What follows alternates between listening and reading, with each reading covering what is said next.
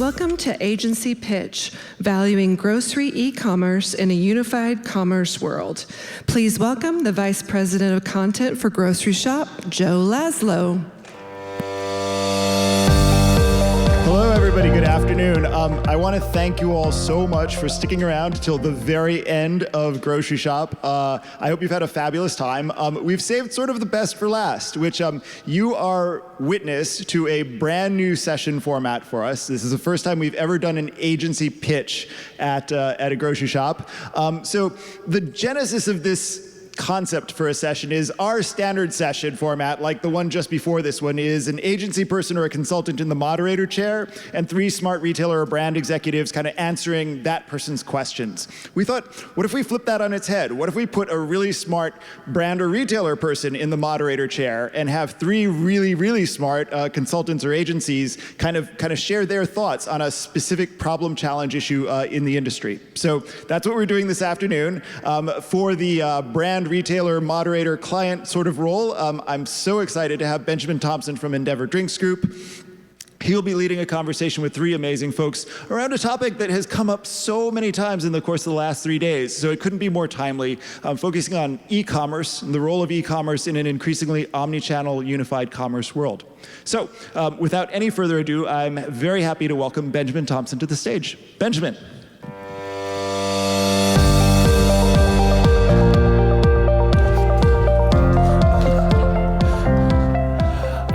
Okay, hi everyone. So my name's Ben from Endeavour Group Limited. So I'm from Australia.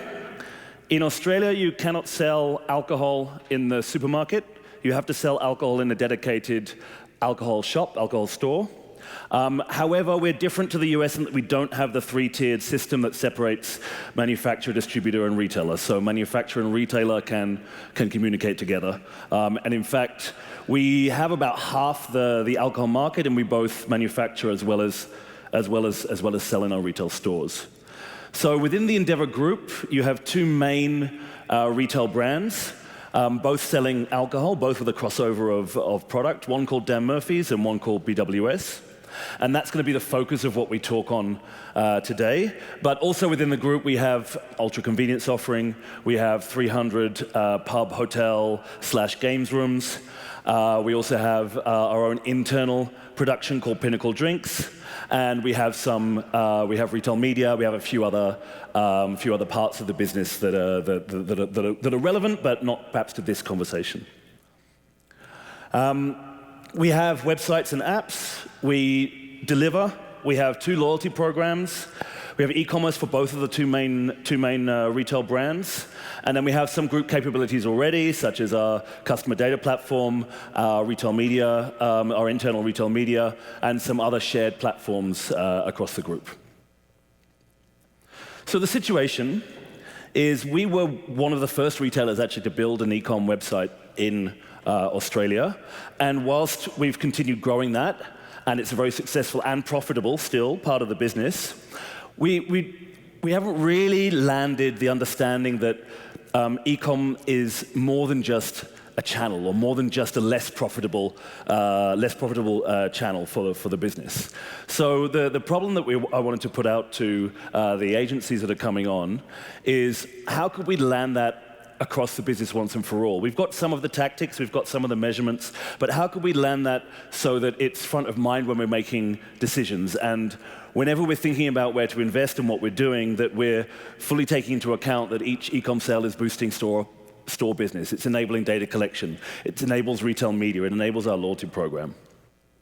So there's been a few questions to guide the three that are pitching. How do we do best-in-class? How do best-in-class other retailers put e-com into their financial reporting? What is the hierarchy that they use? How do they communicate and include e-com as part of the in-store strategy? What are some of the metrics that effectively attribute in-store sales to e-com influence and vice versa? How and where in the hierarchy in the conversation is the e-com investment linked to retail media sales projections, for example? And what are some of the tools, aside from couponing, that can link in-store impact from e-com and digital? And is there any merit in reframing how we think about e-com sales as digital sales? What are some examples of how we could do that? And what are some of the tactics to more explicitly tie in-store experience to our e-com performance? So the first one coming up is Victor, and I'll let him do the intros and kick us off.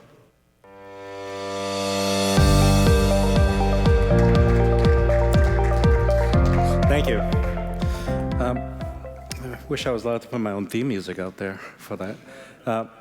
My name is Victor Lee. I am the president of Advantage Unified Commerce. Advantage Unified Commerce is the commerce agency division of Advantage Solutions.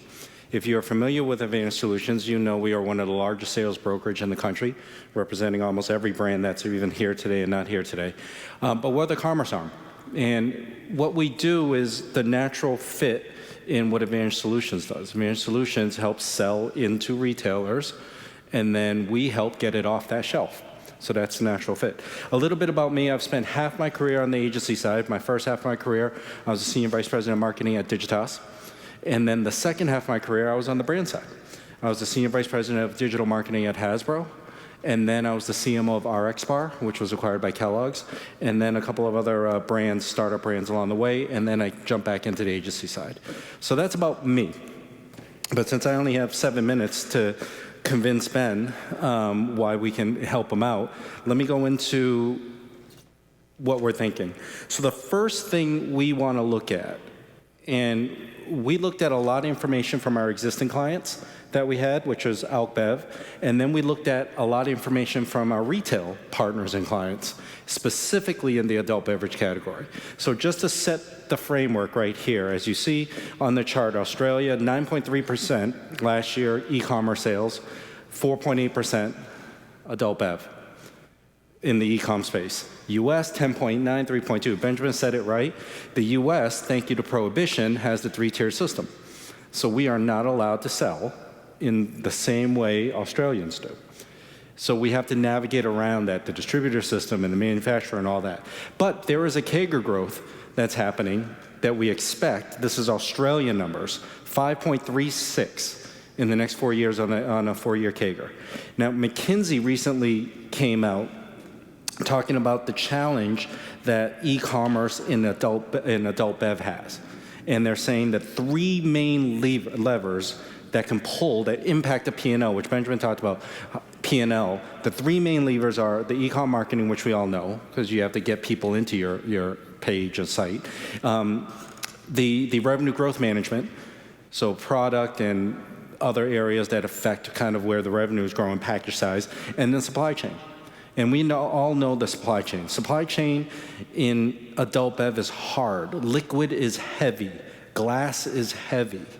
And I'll talk a little bit more about this. But what I want to ground the framework in understanding this is in that last insight. I asked a lot of people this. And I made a big statement there, and I'm okay if I'm wrong, if somebody can figure it out. But can anybody think in the history of when e-com started, even the first days of Amazon, even before, is there a category that started e-com that failed? And the whole category just said, we're not doing it. You just can't sell my stuff online. Is there a category? I can't think. And I worked in auto. When I was at Digitas, I worked at GM, and you can't sell cars online because of dealership laws. So that, don't even say, well, you can't sell a car online. Well, the government said you couldn't sell cars online. But anything that you can legally sell online, has any failed? So what I wanted to do when Benjamin came up with the ask is I want to reframe the question. It's not about can we succeed. It's a matter of somebody will, because everybody has. Now it's finding out how you reframe that story. So the next one we looked at a lot of our adult bev clients.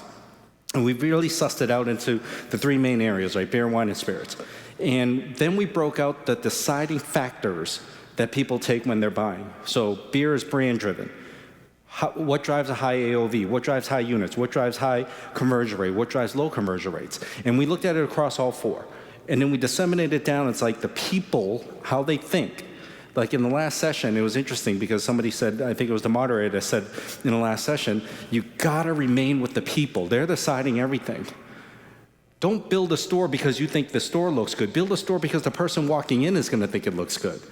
Don't build a product because you love it. Build a product because the people who are going to give you their hard-earned money is going to love it. You got to take yourself out of this. And a lot of brands will say, I want to do it this way because I love this brand and I want it that way. Well, how about the 10 million people you need to sell on a monthly basis? Do they love it that way? So you have to start there. So you have to understand the loyalty trends and occasions. So now I painted a landscape of the business of e-com and adult bev. Then the second one is the occasions, why people are motivated to buy something. Now we looked at the mass and grocery, which Benjamin's World is not at, but I wanted to cut a line, say, here's what's working there. Looking at one of the largest retailers out there, Walmart, who in their adult bev, they build something called a store within a store. So they basically dropped a liquor store inside Walmart. Well, look at the increase they see in adult bev when they do that. So they've taken the model that Benjamin has and said, instead of a standalone, I'm gonna sell bottles of whatever I can sell along with the clothes and the fruits and the vegetables and the toys and the games and everything else. So now suddenly basket size, convenience, everything raises. And by the way, Walmart's heavy into e-commerce, so guess what? They're selling more e-commerce because they package it all in. So now that's an easy win, and that's not something, Benjamin, you can do because you're not Walmart and you don't have the other stuff. But it's understanding now, well, why are they gonna buy their alcohol there? What's their motivation? Well, you have 100 million people per month that goes into Walmart.com, 160 million people walk through their stores. Well, not 100 million people are buying stuff online. What are they doing? Well, 58% of them visit before they go in the store. So now there's research. 21% of them are researching regardless of the purchase. So now the Endeavour Group challenge. Well, you're a standalone. Well, here's the cost killer, and everybody knows this. If you try to go on wine.com right now and buy 1 to 3 bottles of wine, it's gonna cost you $20 to ship it. They're not eating that cost because that bottle of wine at $20 probably cost them $5, $7, $8. They're not gonna eat the $20. So they're gonna break even at 3 bottles on an average bottle cost to them about $8. Shipping is a lot. That's why they're encouraging more. So if you went to Drizzly, $65 their average order, but on wine.com, $99 you get free shipping. So the math is already done on that. #1 margin killer. But the problem is that everybody's gonna look at that as a pure P&L as a false negative. We can't survive e-com because shipping is killing us. Well, that's if you look at it in a silo. And that's what we're trying to say. Don't look at it as a silo as a total business. Now, if you look at #1 right here, the site and brand must outmarket the mass retailers, right? 75% of shoppers are gonna look online first. 30% are gonna do their research. How many people are walking into your retail locations and then they have a phone out scanning every bottle you have? Capitalize on that. Understand that. See where that is. #2 is the conversion side of it all. Yeah, you have to increase your basket. You have to increase that. What are you offering? What are you doing? It's not about loyalty programs, even though they count, or coupons, but it's now that second slide. What are the trends that are happening? How do you increase that? Maximize all that. And now to close it out, right here is understanding from a thought starter standpoint, a lot of things to just think about. One is reframe the business model. Measure against the direct and indirect. A lot of times when I was at Hasbro, I was part of digital transformation. Everybody told me we're gonna spend a couple $100 million buying TV ads. Disney, Nickelodeon, Cartoon Network. And the kids are gonna nag their parents and they're gonna go to Toys R Us. Well, here's the problem. 1, nag factor can't be measured. 2, Toys R Us went bankrupt. So, but that was a methodology. No later than 2011 was the strategy. So reframe the business to say, what's transformation mean? Well, transformations mean that I have 5 million views of My Little Pony cartoons on YouTube on a weekly basis. Capitalize on that. But those kids, K-Rue and COPA laws on kids, they can't go buy toys on the internet, but we understood there's a behavior. That is reframing the business model. The second thing is when you think about all the data and leveraging everything you have, it's interesting, Benjamin talked about the RMN. Here's what I would say in RMN, and here's just a random thought because you mentioned RMN. RMN shouldn't necessarily be about selling more of your product. You know based on your media, who's coming in, what they're buying, what type of stuff. Now you add a secondary research on top. People who buy this brand are more likely to buy a Samsung TV. Hey Samsung, would you like to spend $1 million on my media? Because I know I can sell more TVs because these are the people that do that. I could tell you there's at least one retailer in the US, in the grocery space that is doing that, going off platform. Amazon dominated that. But now you have a self-generating revenue process to build as long as you have the people going in. So it's leveraging everything you have from the loyalty programs, from the offers, from the trends, from the media, from customers, from the high-value behaviors on the site. Understand where people are going, what they're doing, what's motivating them, and why they want to do something. And then jump all over that. And then that's the transformation mindset change that starts to happen. All right, those are my slides. So question from... Hello? Okay, yeah. Quick question from, you can take a seat if you want the last few minutes. So quick question from me. I saw that growth rate. So you'd be recommending that we're growing ahead of that growth rate that's predicted for the country. We should be outperforming it, not trying to follow it or be in line with it. Yeah, you're 50% market share. Everybody wants you. They all want your place. And the second a competitor starts to outpace you, now they're going to see you're vulnerable. So you have to be 1-2 steps ahead because you are the dominant share. So even if, for example, we can see maybe some competitors are starting to, they've caught up, they're going after market share too, they're buying sales. How should we react to that in terms of how we think about it? Because one side would say, well, that's not sustainable for them. They're at a loss on every sale they make. Another side would say, well, actually, they could be impeding our ability to grow our retail media network later if they take some of our sales. So I wouldn't worry too much about what they're doing. I would worry a lot about, again, the people and the consumers that are buying it. Is what they're doing changing the people that are buying their products' behavior, that you lose those people? Don't care about the competitors, care about the people. Because if a person says, look, they're offering this, I'm going to try it, and it worked, they're going to stay a little loyal. So it's not duplicating or be jealous about them, but also understanding the long game, you lose a lot more than if your competitor is spending $15 CAC, customer acquisition cost, and losing $4 per sale. I don't care about that. Don't worry about that. What you worry about is if that $15 loss, $4 loss, results in a second, third, fourth, fifth buy, which ends up being accretive margin to them. That's what you should worry about.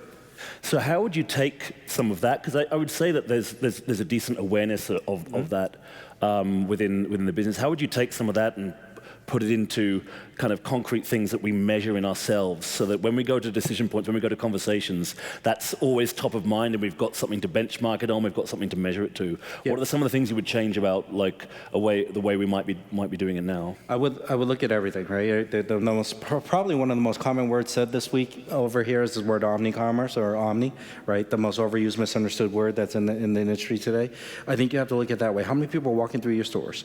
How many people are buying a specific product? How many trends are growing? Flavored vodkas going down a little bit here in the States, but where else is going up? Compared to what's happening on behavior online. Are they matching up? If they're matching up, now you understand that the people buying are virtually the same. But if you see an index, now there could be a socioeconomical difference.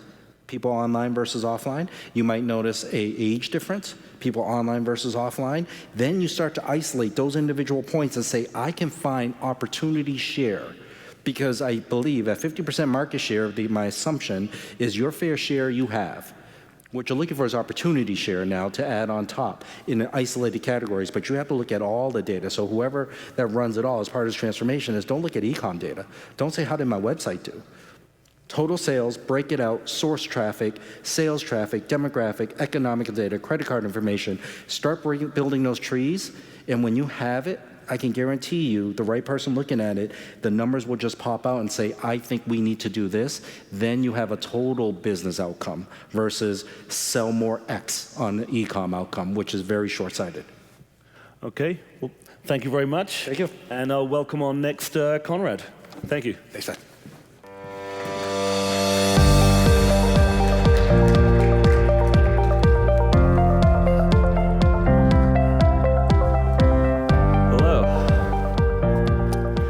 So I'll introduce myself first. I'm Konrad. I'm VP of Strategic Analytics at Croud. We're a marketing agency. I head up our data practice both in the US and globally.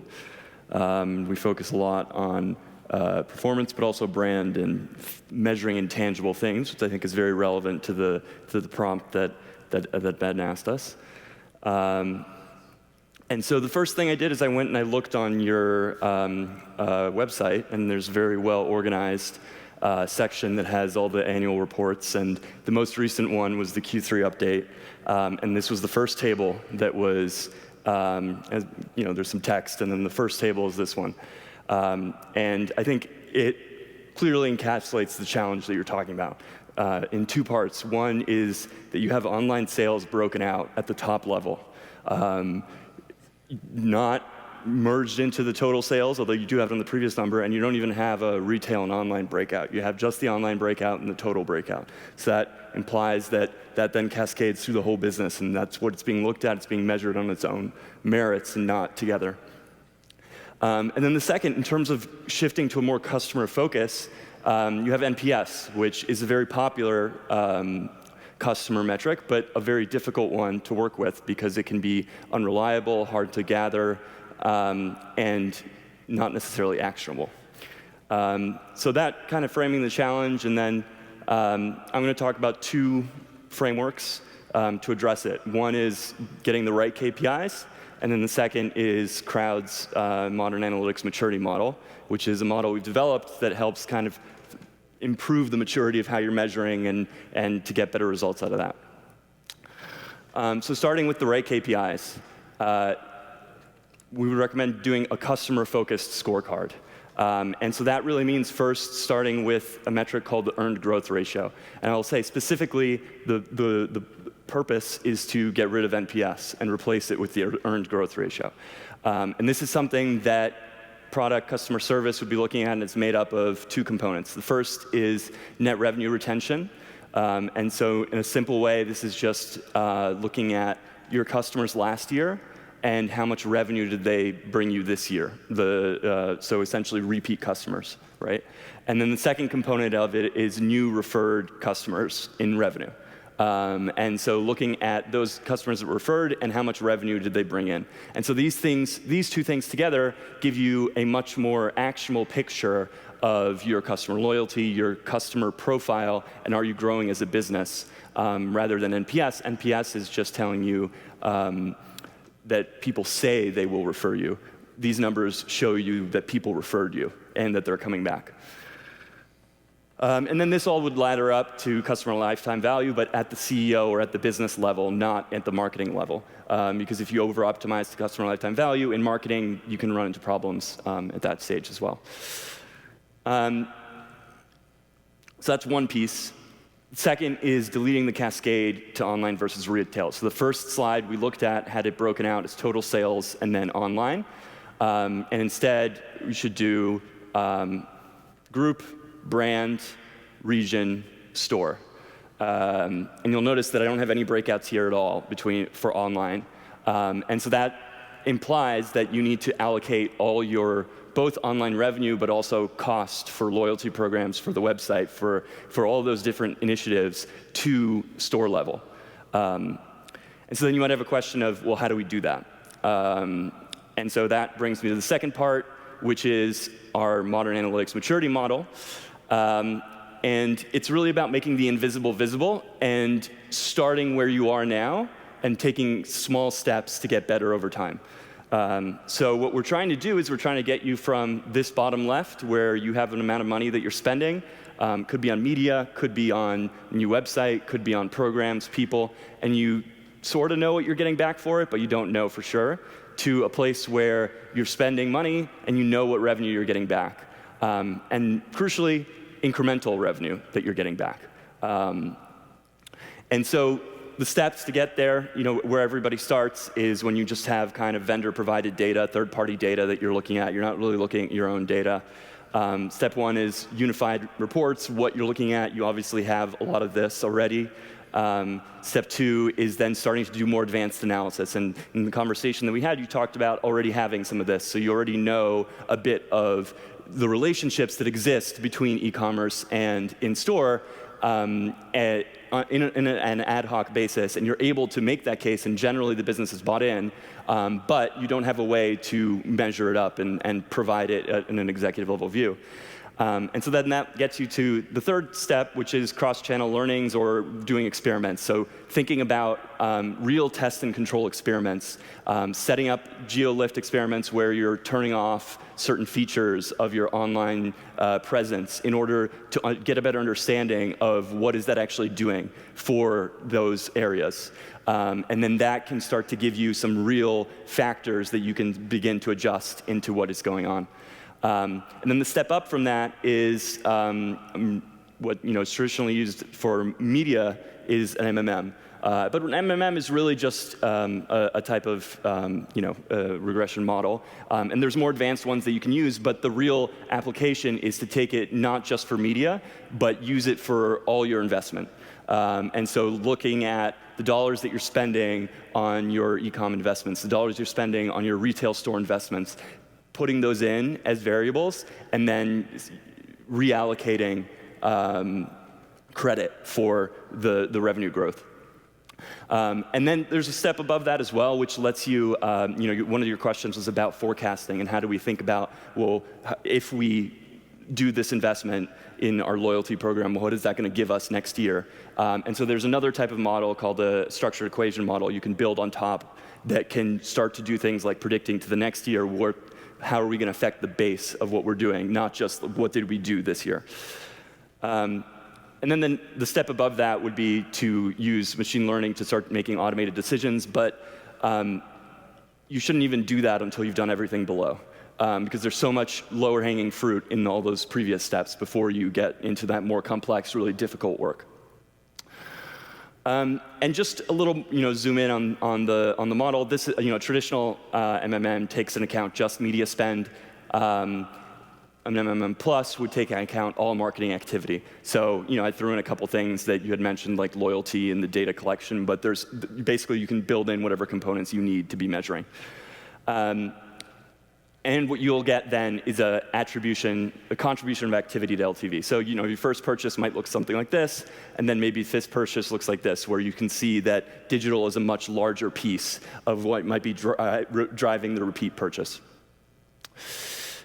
So to summarize, there's two areas. One is the right KPIs, so the earned growth ratio at the executive level instead of NPS, and two, unified on store. So changing the way things are cascaded down, and that'll really change the way that the decision points that are being made throughout the business when you're having those conversations, the reports that are being looked at. And then the second is the modern analytics maturity model, and so there's two components, test and control experiments, and then the MMM, including all activity, not just media investment. Awesome. So just a bit of clarification. Take a seat or stay there, up to you. Oh yeah, I'll take a seat. A bit of clarification on the MMM Plus. Are you suggesting that we could build into seeing what an online purchase does to, the more we sell online, how that actually affects in store, in the same way that you do when you look at how a campaign affects how many total sales? Yeah, exactly. Yeah, I mean, what we would do is we would need to essentially pick what input metrics we want to use and what output we're looking at, and we could incorporate things like that to get a better correlation. Yeah. Okay. And how could you give me kind of paint a picture on how that could change some of the conversations we're having at decision points around investments, or Sure. grow more here, or refurb another store, or these kinds of conversations that would. Yeah. So what you would essentially be doing is you'd get a reallocated understanding of the impact that your marketing or business activities are having on your revenue. And so it would be another slice or cut of the report that you'd be able to look at and essentially see, of the investments that we made in the last year, what was the highest ROI, right? And instead of and it lets you reallocate back to that, not just potentially, it added more e-com sales, it actually drove more in-store sales. And then that changes the conversation, because now you're realizing that if we do this new thing on our online and we do this new upgrade, we can actually start to realize that that's going to project out and show a bigger impact on the business. I actually do have one more slide that is sort of although it may have been removed. But there's a concept that we talk about is win before you spend. So essentially what you can do is you can run scenarios. So once you have the data that you've kind of modeled out and like what the impact of things was historically, then you can say, well, going forward, well, actually it looks like it may be, or I guess maybe it is up, this one. It's hard to tell. But yeah.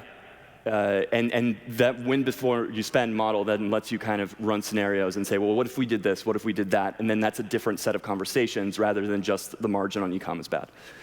And so, and where would you put some of those measurements and conversations in the kind of the hierarchy of reporting that gets done? Like we're looking at, some teams are looking at things every day, but there's a weekly report on how we did in the week. Yeah. So the way we think about reporting is that there's three kinds of it. There's the executive level, which is like what I showed at the beginning, right? What's being reported out to the board, to the shareholders. And then there's like the decision path reporting in between. So that's like the weekly stuff. And there you're looking at a scorecard of how things have been going, but also key initiatives and what the results of that are. And so that's where that component will start to be showcased, is within the impact of those key initiatives.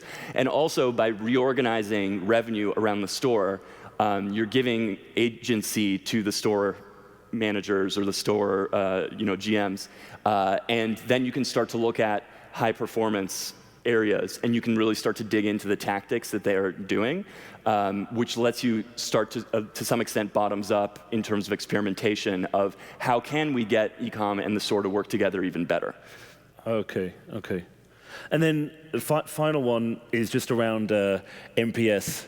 Obviously, that's something that's been around for a long time, and it just feels like a very clear and easy way to understand. And our NPS, we do have other research that goes into a lot more detail around some of the drivers and everything. In your experience, what's been good ways to get us off the drug of NPS? Does it still have a place? Yeah. We do other things, or like, how do you? I mean, it can definitely still have a place, especially if you have stakeholders who like it and who are used to seeing it and are actioning off of it, right? I think the challenge with NPS is, especially if it starts being, and I don't know how it is within your business, but it can be gamed, especially if you tie too much. If you tie compensation to it, performance bonuses, things like that, and you cascade it down to the business, then you start getting things like where a store employee, as you check out, may say, oh, you're going to get a survey, please give me a 10 because otherwise it reflects poorly on my performance, right? And I don't know that that's exactly affecting you, but that's the sort of problems that you have even just on the data collection side of NPS. But it's still a good indicator, and then you can use something like the earned growth ratio in your actual decision reporting and to kind of do more like the high level and see where you're going. Okay, makes sense. Okay, well, thank you very much. Thank you. And next up is Shaun.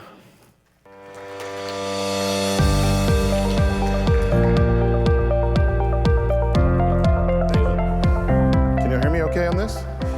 So first off, before we get started, you guys are absolute diehards. I'm the last speaker, the last event. You guys are rock stars for sticking around, so thank you for that. And hopefully I got pretty pictures. We'll take a little different take on how to look at your business. So I'm Shaun Brown. I'm the EVP of Commerce at Tenuity. We're a performance brand agency. We manage a lot of dollars for a lot of clients across a lot of platforms.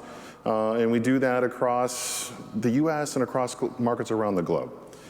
But we're here to talk about you. And when we talked, kind of the challenge that we were given is, how do we shift for you as a company what e-commerce means? When your company is trying to figure out where the next best dollar should be invested, should it be in e-commerce? Should it be a store rebuild, a reset? Where should those dollars go? And so how do we make sure we create value from a margin poor channel? Maybe not necessarily margin poor, but compared to the rest of the company. And how do we create a business engine? How do we create things that actually drive value for that? So to do that, I want to give you a different point of view, because we work mostly with brands. And so we need to understand what those brands need and what is that clarity of how to go about that. So what brands need, the challenges that are facing them. How do I identify the right audiences? And which ones are valuable to me? What's their journey? How do I choose where to spend our next dollar with which retailer? Why should they be with you? And what are the right data tech solutions for all these RMN needs? It's incredibly complicated. Every retailer has got different capabilities and different ways to engage. So how do I engage that? But CMOs have even another problem. Their tech is not connected. They don't have all their systems unified. They have to rely upon you for a lot of that. They are not leveraging the analytics that they've got in any big way that is consistent, and they do not have a complete view of their customer with all of, even though they all say we've got too much data, the reality is they just don't have enough and don't have like AI to work with it. So I want to talk about 3 things from a brand perspective of how they're leveraging retail that could impact your business. 1, create more value. How do we utilize your 1P data to drive more profitable conversions for your brands? So I'm going to give a handful of examples. And these are examples of what we've done as an agency. So for Kraft Heinz, we help them identify 1P to find new shoppers and lost shoppers. You have a great data bank. So how are we leveraging that data to create new value for them? Not just activate, but go create new revenue for them that drives incremental business so that you create a deeper partnership with them. When we did that, we targeted top DMAs. We focused on higher spend locations. We would look for new to brand consumers and also look for repeat purchasers. And we had great results by doing it, but not just the results from the ROAS, but a decrease in the CPM. So now you're creating value, something that is having more effectiveness on their business. Second, add the right capabilities to drive better results. So this is an example that we do for all of our clients in terms of, this is on Amazon, what we do with intraday bidding. There is definitely a curve about understanding how your shoppers are on your site, what time of day, which week, where's the best way to spend, and that also helps us understand because the bidding on that pricing goes up and down. So how do we identify the best way to drive those shoppers at the best use of their dollar, the biggest budget? So CPCs go down, ROAS goes up. This is for one of our baby wipes and diaper companies that we work with. They had almost 25% of their customers abandoning carts. So we looked into the data to understand, so how can you extract that and provide that value for that brand to say, here's how we can identify them, create segments for you to find them on our channels, create unique creative product for them, content, and also drive different off-site channels to drive subscribe and save to drive the lifetime value up. So it's not just about acquiring them, it's about how do we acquire them and retain them. 4th one in this space, before we get to the next bucket, how do we prove out the impact of in-store sales through e-commerce? How does our retail media and e-commerce have an impact on in-store? We partnered with Whole Foods and Amazon to understand the data for Poppy, who is a growing beverage drink, to understand how many first-time sales were happening. That we knew there were 124,000 purchases because of the media we launched and drove in, and we're tracking them in store via the app. Attributed purchases were up over 4,000%, and the customers converted up over 1,100%. Now these are astronomical numbers. This is a very, very fast-growing brand. But even for any brand, being able to take that approach, link the data to in-store, to understand the traffic, so you get that halo effect. There is a value, not just the conversion on site, but how am I driving traffic to in-store as well, where it is a slightly higher margin? Number 2, think outside your walls. You have 1P data that's valuable for other platforms. Your data and your platform has a ceiling of an audience of what we can activate. But there's other ways we want to get in. The brands, their job is to drive transactions, not just to optimize their ROAS. So how do we help them find those audiences elsewhere and drive that traffic to get you more foot traffic in-store or online? 2 examples we've done here, again with Poppy. We tagged TikTok. They are a huge social channel for this brand, tons of influencers. By doing the ad server tags with this company, allowed us to get 16 million impressions, but more importantly, drive 11,000 conversions off of one social post. We did similar work with Google 360 with their display ads. We found less than 1% overlap between the 2 campaigns for Ancestry. We were trying to drive, and for Ancestry, for CPG, it's the test kits. How do we get those kits into store, which are sold within Walmart and Kroger and Target and everyone else?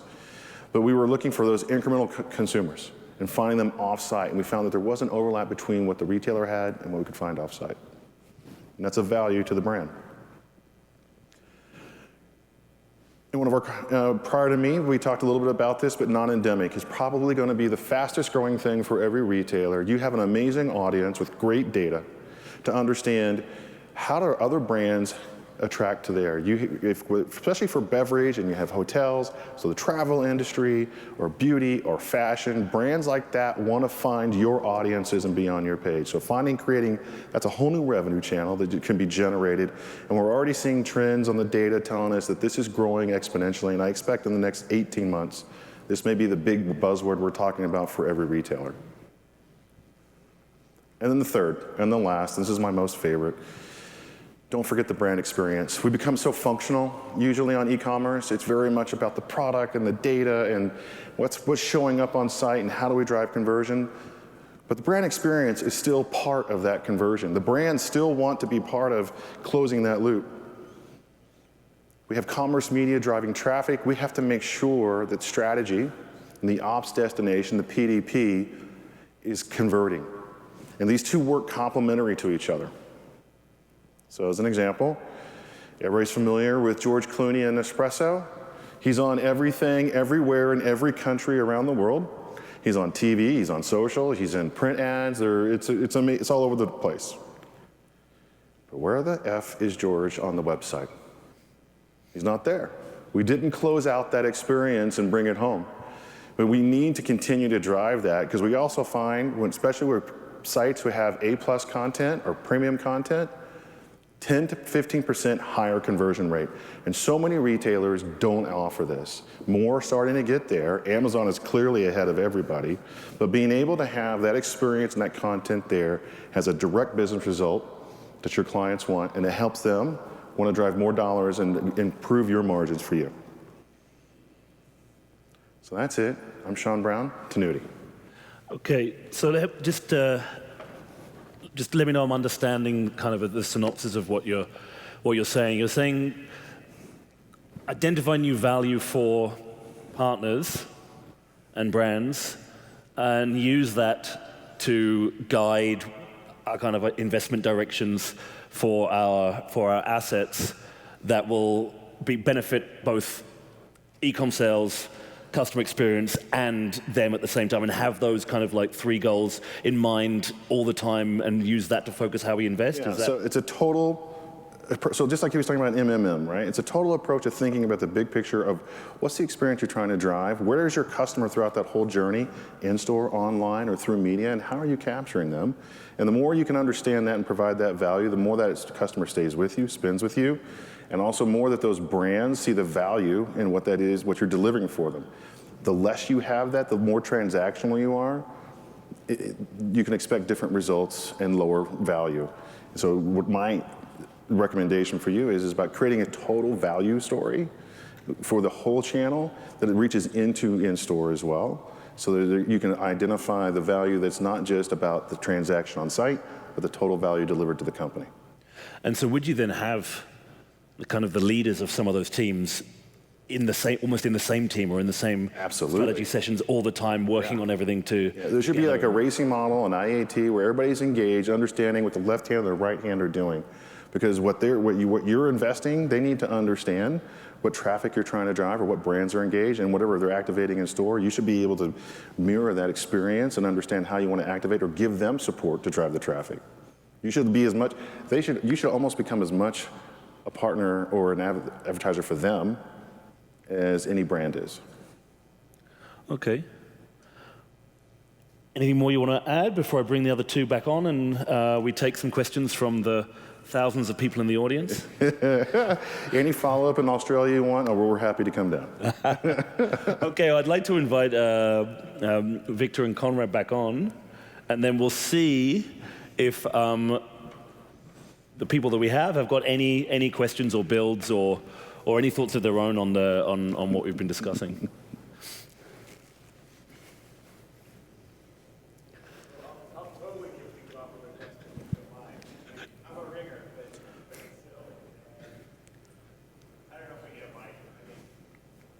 I think the five of them can hear you. So I'm curious about data, right? Shaun, you mentioned explicitly kind of the value of data that the e-com business generates, but I'm it's got to be one of the most challenging things in the industry is to figure out, like, what is data worth? How do you assign a dollar value to it? I mean, it's worth whatever anybody else will pay for it, or flip that around, it's worth what it would cost you to get that data from some external source. But do any of the three of you, and maybe Shaun, start with you, see any good techniques for measuring the value of the data that somebody like Endeavour Drinks Group has? So I'm going to tell you something I've told other retailers here in the US. Because what's happened in the past, when you buy media, the data usually comes with that because that's part of the negotiation. But retailers have been breaking out a data value and a media value. But it's hard, these brands can't pay for both. If you want to be considered truly a media company, that data has to be embedded for that as a return. Now, for somebody who's outside, I think there's a total value to that. I don't have answers on that. I think that's consultants and finance companies who can go tell me what those are worth. But I can tell you, every retailer we're talking to right now is also the conversation is, how are you opening up your data to more than your ecosystem? It's going to take more than just what you have within your world and your touch points. You can't get 100% of the dollars and not expect brands to spend 100% with you. Create that trust and partnership to say, here, you're probably going to get 80, 90% of it. And that'll be a rising tides lift all ships type of scenario, that the more you build that and more success, because it's ultimately about transactions, not about the media revenue. If you drive more transactions, there'll be more revenue to come. Kind of answer it. I can add that the data itself isn't worth anything until you do something with it, right? Which is relatively obvious, but I think that leads to, in terms of how you can value it, is you look at the value of the initiatives that you undertake with the data. And one I know that was spoken a lot about earlier today in different sessions is about personalization. And that's, for example, one way that you can use the data is if you can create more customized segmentation. And you can activate on that through media, but you can also activate that on on-site experience or even in-store experience, or the way that your store employees interact with the customers. And so it's thinking about projecting out the models of what you're going to be able to do with it and then reallocating back from there. I look at it a little differently because it's not as much as Joe saying of what the value is. I think data as a whole, and the reason why I sigh is it's asked a lot. I think every single brand retailer, anybody in this room, I would challenge that everybody has enough data already. But then when you have to make a critical decision that costs money or potential revenue, the easiest defense of not making that decision is we don't have enough data. And I've seen great decisions not be made out of fear of lack of data versus the opposite of confidence in the data they have. That's missing in organizations. Are we confident in what we have? And I went through this at Hasbro. Hasbro they've been around 95 plus years, 100 more years now. And they still kept on saying, we don't have enough data. How many more centuries do you need of data to understand that? And we owned our websites. We had the e-com data. We had sales data. We had international data. We had 50 to 100 independent brand data. We had licensing data because we licensed to Disney. What else do we need? But somebody would say, oh, well, I'm not sure I want to do that because it's going to cost $500,000 of marketing and media spend. I think we're going to need more data. We're going to hire third-party people. You know what the third-party people did? They looked at our billion data points, and they just threw it in a blender and said, here, you're ready to go. I could have done that for $500,000 cheaper. But that's how I look at data. I think everybody has it. I just don't think they're confident in what they have, nor confident in the story they have. And I think if we can get over that psychological hump, you'll see a lot of brands and retailers just soar. Not to keep building on it, but I agree with you that we're at a tipping point. We have signal loss that's about to happen, and brands, so that, to your point, confidence. A lot of brands are very unsure of where things are going. We're not going to have signals from across the board. But we've all collectively in this industry for 20 plus years have been tracing the holy grail of how do we get connected data from the retailers, and those doors are finally open after all this time, just in time for signal loss to go away. So I think exponentially the value of what you have starts to rise, but there's a confidence issue about understanding, because it's a new model, something they have not dealt with. I think we have a question just over here. This is on the earned growth ratio. Do you put an asterisk on that calculation in today's world to say you got a discount for Forex and crazy inflation rates? Yeah, I mean, you can adjust for that, right? Like, so depending on your market, you can essentially build in a factor that you're looking at, and then for inflation, you just do inflation adjusted. But yeah.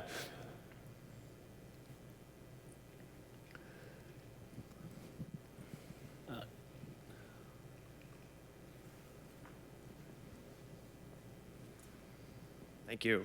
I came in late, so forgive me if I'm asking something that's been asked.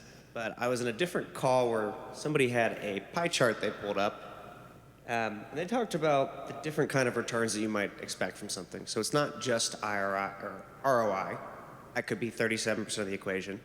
But there could also be return on your objective. So is that increasing visits? And then maybe return on relationship. So are you building a new relationship by a campaign that you would do with a supplier that you hadn't worked with before?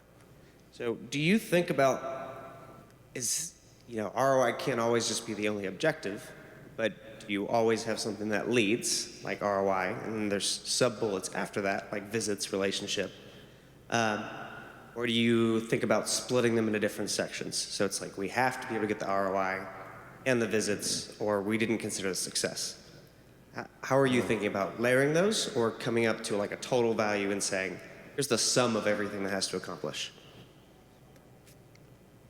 I'll jump in. So look, yes, we always look at, our job is to drive transactions, drive lift for a client, but with incrementality. But to do that, to kind of where you're going, is we look at it from an audience perspective. How do I look at the data to understand each of these audiences, and where are they relative to the brand or that retailer?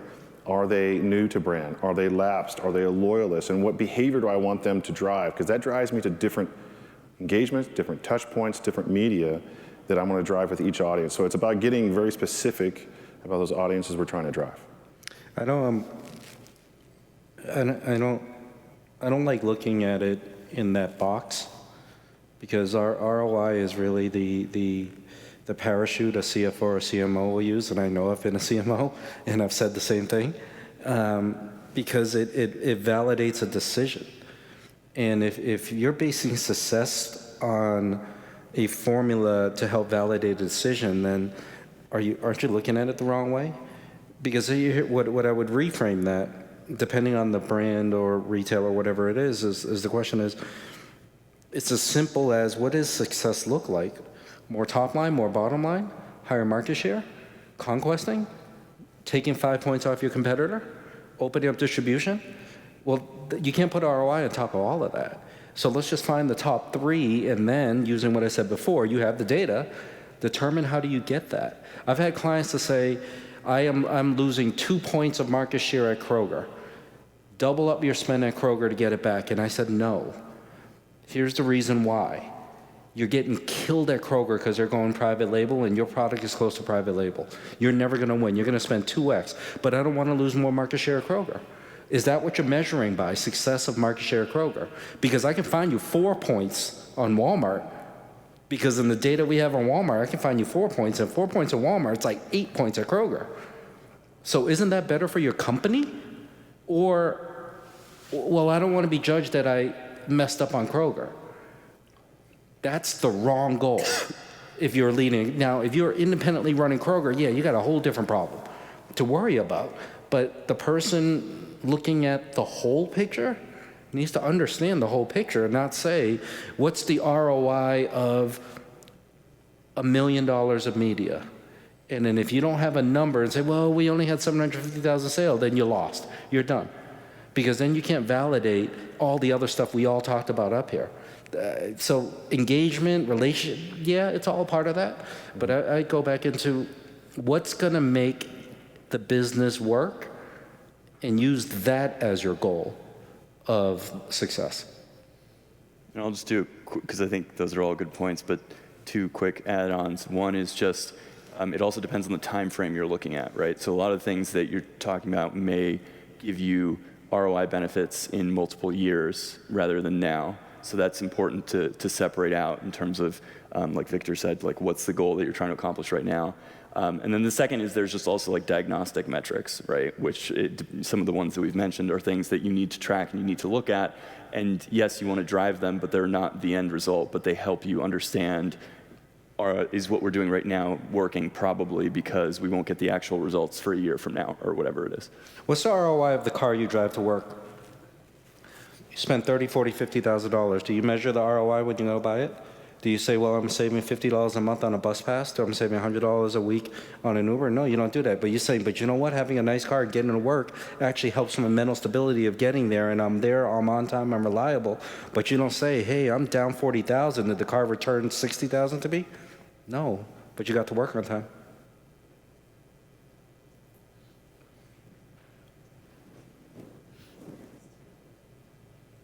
So just thinking about the past 5 years, obviously we have COVID, retail media has emerged. It seems like every day there's a moving target. What I mean, and you mentioned Hasbro or Toys R Us. Like I remember when Toys R Us partnered with Amazon, and I said that'll be the death of Toys R Us, because they're just going to learn about toys and take over that channel. So if you sort of break it down, like what is like a real strong benchmark with all these moving targets, because you have retailers partner with Instacart, DoorDash, and it could be a niche thing for a week or a month or a year, and it goes away, and then the next big thing comes. What are the real like bottom 3 things you can say that from a retail media perspective that says, here's how I keep this shopper for that lifetime customer value? I don't think there is. I think you said it in the beginning. Everything's a moving target. COVID messed everything up even before that, right? But before COVID, if you were at a big company, you had a 5-year plan to get into e-commerce. During COVID, you had a 5-day plan because suddenly stores closed. And then everybody did it. And if you didn't do it, that company's dying right now. Yeah. And if you did do it, now you say, how do we get better? Look at all the companies that transitioned and how fast they went. And now look at what their numbers look like. Because now the organization, the problem is organizations were never built to do e-commerce. E-commerce has been around 20 years. I'll give it a benefit of the doubt, 20 years, right? Grocery, shopping, 50, 60, 70, 80, 100 years, as long as tale as old as time. So then companies were built organizationally for just the offline. And then what happens with e-com? Instead of integrating it the right way, you add it right into the side. And what happens when you add it into the side? You don't have budgetary control, you don't have jurisdiction, you don't have accountability, and you spend all day pitching. I lived through this, and I say this with like PTSD here, but I lived through this at Hasbro, 92 years, right? Several $100 million Toys R Us. What about search? We show up organically every time when I type in Transformers My Little Pony. That's how you're thinking. That's really how they thought, not $1.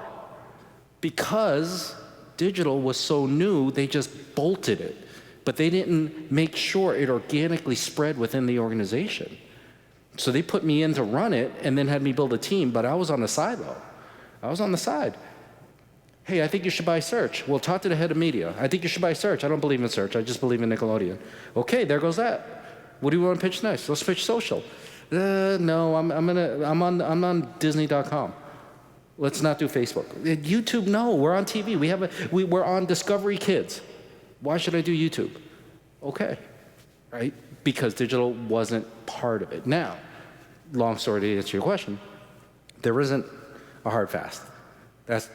I love that, because that allows good people to invent stuff, and that allows good experimentation. So not to answer your question, no, I don't think there is. I think it's based on the individual, what do you want to do, what you have to do, where you win, and how do you go about doing it.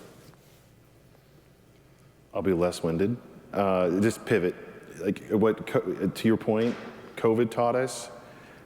Like I worked on global brands, Coke, P&G, Clorox, J&J.